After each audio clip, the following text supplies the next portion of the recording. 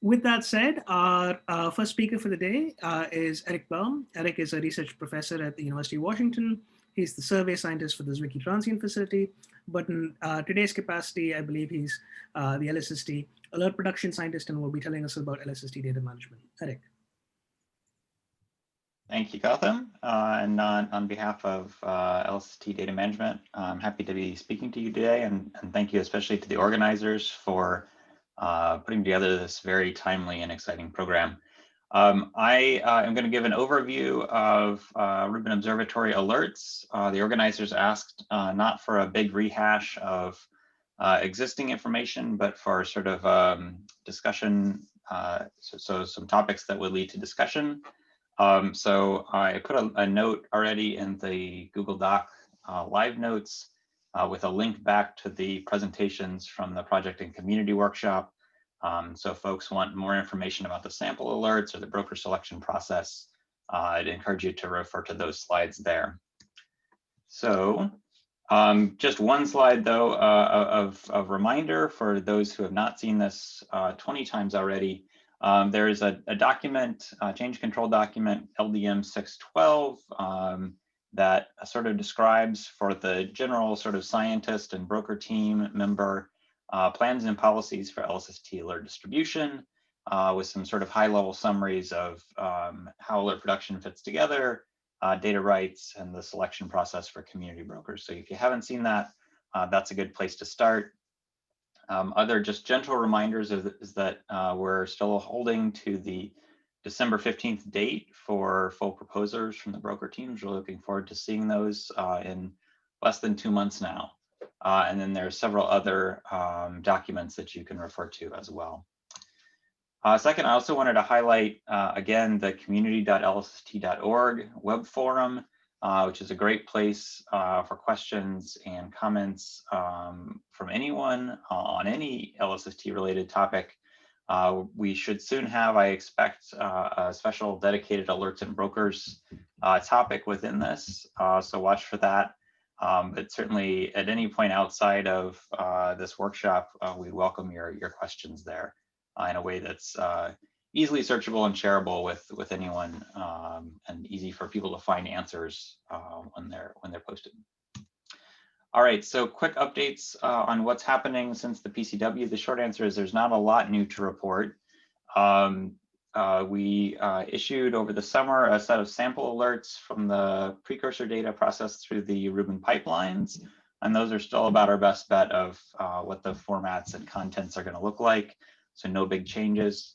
One thing to highlight for the broker teams, though, is that we're going to try to produce a small sample of alerts from a simulated population of solar system objects.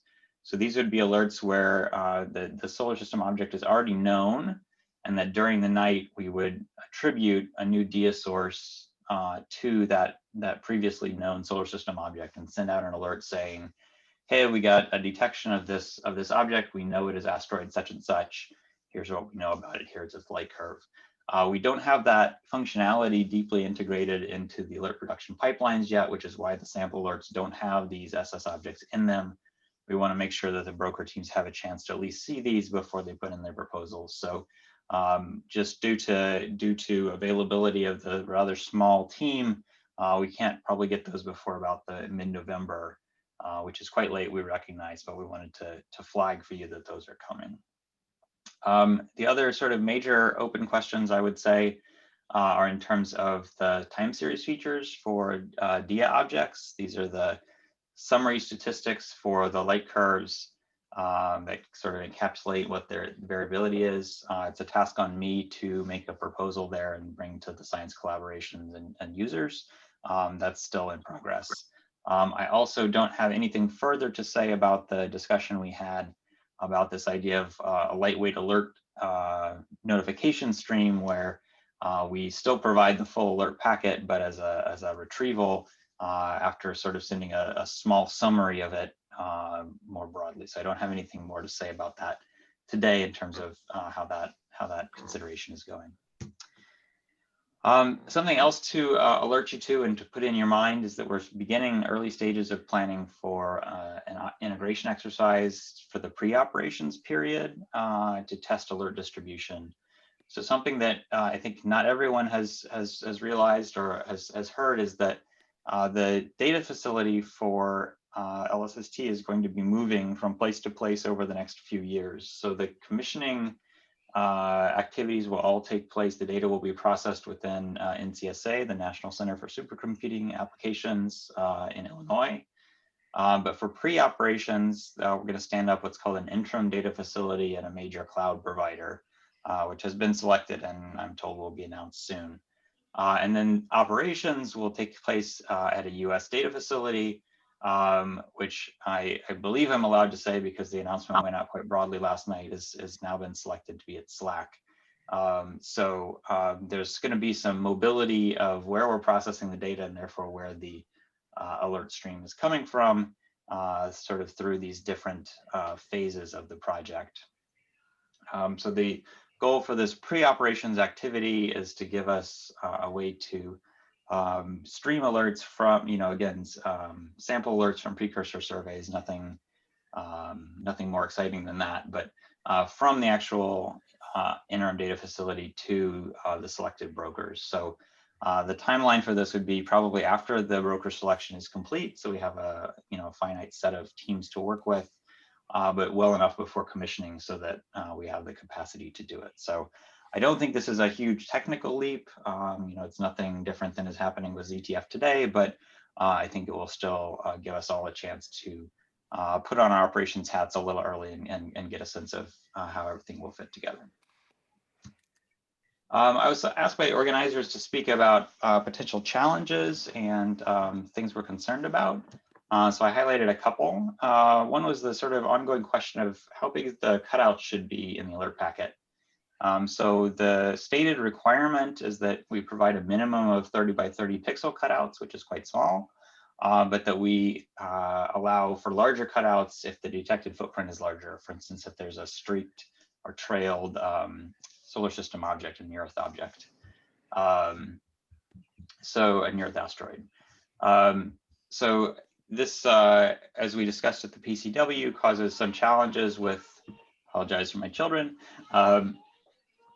it causes some makes the alert packets vary in size pretty substantially, especially if the cutouts are large. And there's sort of a question of, do we need square cutouts? Should they be centered on the dia source? Both of those are valuable from the perspective of machine learning, sort of easy presentation, but they do make the included cutout larger. There's also obviously interest, I think, from scientists for larger minimum size cutouts to provide more contextual information, nearby galaxies, and so on. That, of course, just requires more bandwidth from the data facility. So, that's, we are pretty severely limited in trying to get our alerts out on time if we send the full stream. That's maybe a little less of a concern if we imagine sort of this lightweight stream concept. But there's also sort of data rights related issues. So users with data rights can request cutouts from the science platform of sort of arbitrary size, more or less, within 24 hours after the initial image was taken. There are, of course, capacity limits there, so it's not perfect, and that doesn't help folks without data rights. So we welcome your thoughts on how to strike this balance, what the sort of science use cases are for larger cutouts, so welcome your feedback here. The other challenge that is beginning to increase in my mind is the question of how do we train the spuriousness classifier that's included in the alerts packet. So we're responsible for providing you a machine learned, sometimes real bogus is the term used, score that says how much an individual subtraction looks like a real astrophysical point source.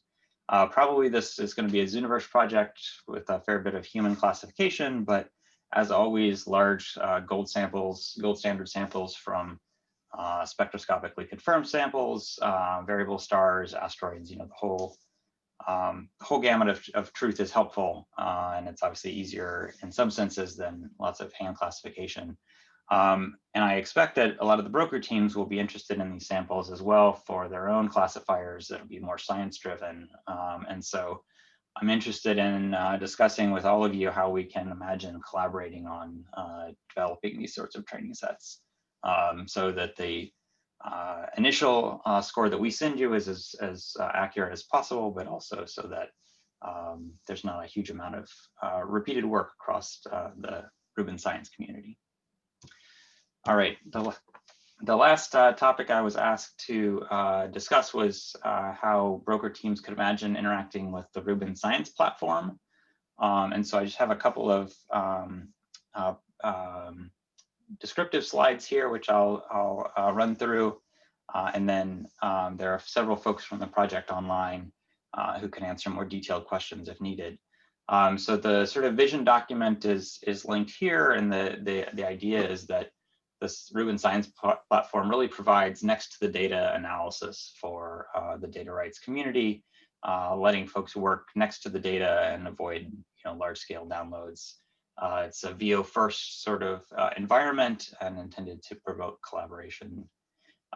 In particular, there are services. It has the prompt and data release catalogs, images and other file products, as well as batch computing services.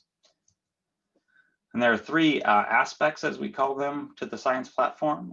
There's the portal, the notebook, and the web API. And each of these provides a different view of the data products and services within the science platform. I'll go through each in brief detail. So the portal is a web-based GUI interface for exploratory analysis. It's very similar if you've used the URSA interfaces at IPAC. You can see here tabular data, plots, visualization. It's a quick way to take a look at images and data without having to write a bunch of code, and I certainly use it a lot in my own scientific work or analogs thereof. The notebook aspect is for computation next to the data, so it's a Jupyter Hub interface, so you can write code and pipelines that sit right next to the data and query either the catalogs or process and reprocess the images, and it's intended to provide really convenient access to the data and allow more in-depth computations. And finally, perhaps most relevant for the broker team is the API aspect. This is primarily a VO first interface. So we'll have the standard TAP, SIA, SODA, and so on protocols for accessing tabular and image data, and expose a number of other services through APIs. And so this allows you to retrieve data and bring it over to your services in real time, as the data are available. And so all of these are linked together. Obviously, the portal and the notebook are also using the APIs behind the scenes. And so, you should be able to do with the API aspect the same things that the portal and the notebook are using as well. So these are some sort of topics that I think may be of interest to discuss around using the science platform. The first is just a reminder that the science platform service is a proprietary service for data rights holders, and in particular has proprietary data within it, and especially the data release catalogs, but also the images themselves and the services. So we'll expect brokers to agree not to expose proprietary data if they do access the science platform. There is a policy that if you derive data products like classifications that use proprietary data, you can publish those, and the relevant data rights document is linked here. Individuals are the bearers of data rights, so it's a little bit of a different idea to think of a broker entity sort of accessing the science platform, but with discussion with the team, it seems likely that we'll add a requirement to allow sort of a long-lived sort of broker entity to access the science platform with appropriate rate limits and so on. It is an interesting question to me and for you to consider if, is the primary mode of access here the broker service accesses the science platform to retrieve data, or are you passing through requests made by individual users of your service who would then authenticate themselves? That's potentially another pattern that might be relevant.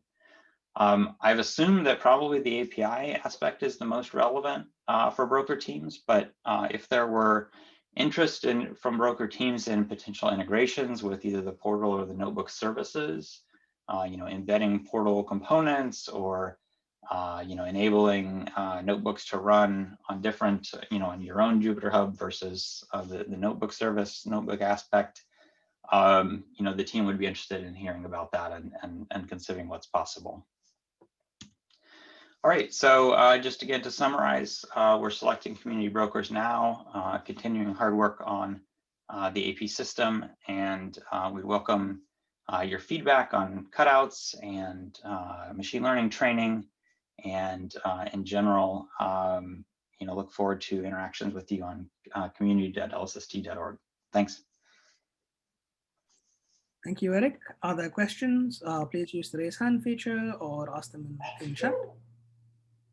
We have one question in Slack by Francisco Forster. Will the pre-operations cloud provider be announced before December 15? I believe a press release is imminent, but I don't have any specific knowledge of the timing of that announcement. The contract is signed, I'm told. And can I ask a quick follow-up question? I think this point went by a little bit quickly, but you actually made a statement about the US data facility for operations, right? I think I heard you say it was Slack. There was an announcement sent around to the project team, and Leanne said I could say this, so I will. I didn't put it in the slide, but yes, Slack has been selected as the US data facility. Wonderful. Yeah, that's correct, Eric. It is now public, Gautam. Slack has been selected as the US data facility. This announcement went out yesterday, so there are no details yet about how they will be setting up the USDF and exactly how it's going to work, but we will be working with Slack to stand up the US data facility. Other questions? Okay, there's a second question here in Slack. When brokers will be able to start exploring the integration with the LSST? Sorry, I couldn't hear that. What was the question? Oh, sorry again. When brokers will be able to start exploring the integration with the LSST? Yeah, so the access to the science platform will be sort of gradually rolled out through a series of data previews that start with sort of simulated data and expand into commissioning data. I don't have a good sense of immediately what the audience for each of those previews is. It's not the whole world at once, nor whether all the services will be available. I don't know if Leanne, you want to comment more specifically on API access to the RSP during sort of the data preview era? Yeah, so we will be setting up we'll be setting up the APIs and an access facility for brokers to work with the RSP during the data preview schedule. We have, as I think most people know, 3 data previews planned. There's data preview 0, data preview 1, and data preview 2. Data preview 0 is going to come out in 2 parts. The first part next year will be based upon desk DC2 data. Exactly which data set has not been decided yet, but we don't envisage incorporating alert brokers into DP0. We think that it's more likely that DP1, which we expect to be based on ComCam data, so real LSST data from commissioning, and DP2, which will be based on LSST cam data, would be more suitable for starting to integrate the brokers with the science platform and the services at the IDF.